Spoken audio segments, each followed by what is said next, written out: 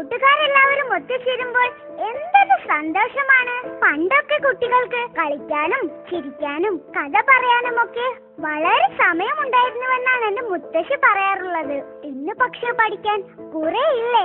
കളിക്കാൻ എവിടെയാ നേരം? എന്നാലും ഇത്തിരി ഒഴിവ് കിട്ടുമ്പോൾ കളിക്കാം അല്ലേ? വെറുതെ കളിച്ചാൽ മതിയോ? കളിയോടൊപ്പം കാര്യവുമുണ്ടായാൽ എല്ലാവർക്കും നമ്മെ വലിയ ഇഷ്ടമാകും.